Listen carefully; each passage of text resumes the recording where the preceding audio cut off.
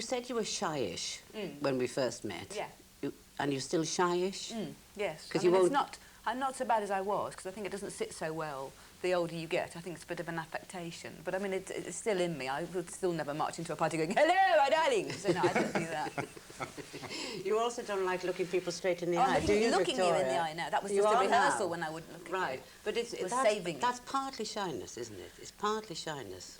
Yes, do you I not think suppose so. Yes, I'm a bit reserved. So would a performer, the fact that you wanted to be a performer, you wanted to be famous, yeah, was in fact the easiest thing to be when you're shy is a performer.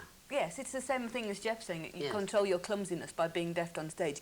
You control your shyness by marching onto a stage in a theatre full of 2,000 people and making them laugh.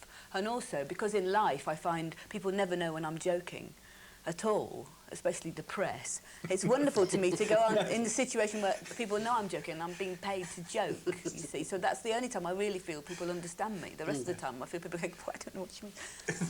It's quite true. When I read a piece about you, an excellent piece by Ray Connolly, about your childhood, you said that there was a certain part of your childhood where you were grotesquely dissatisfied with yourself. It sounded to me, correct? Yes, yes. Nobody should have been allowed to feel so badly, it seemed to me. You wouldn't go out, you didn't want to go out. No, you I ate went out. sweets to get spotty nearly, and overweight, etc., etc. Yes, yeah. But you said that by being isolated at that stage, you might never have been a writer if you hadn't felt that isolation. Do you think that's right? Yes, because I think you can only write about experiences you've stored up, and you only store them up as an observer if you're not participating in things. If you're a participant, you're not observing. You can't, you can't tape and record at the same. You can't tape and experience at the same time. It's two different things, and so by standing back and having those feelings and watching other people, I had lots to say when I came to write. If I'd been like the captain of the netball team and in the pony club and all, I would have been so content with my existence. I wouldn't have had any need to communicate things later on. So it worked a treat for me.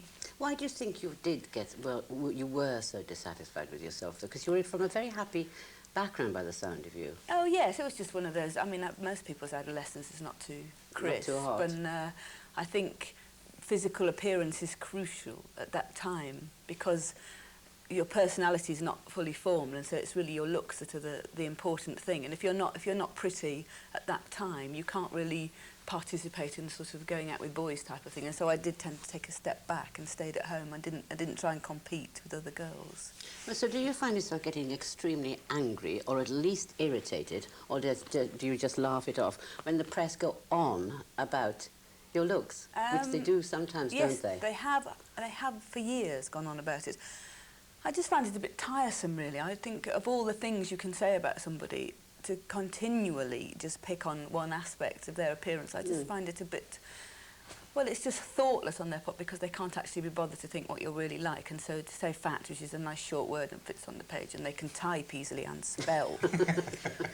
I just think it's a bit dull myself. But I mean, I found, would be rather difficult. I know, that would be a tricky one. But I found recently, when I've just done a lot of press for the new series that's on at the moment, and I'd lost weight, and they said, "Oh my goodness, you've lost weight." And then they started to patronise me for being northern, so I couldn't really win, It was fat or northern. Well, wait till you're middle-aged like me, you've got that as well. Oh, Fat, middle-aged, yes. Ordinary, menopausal.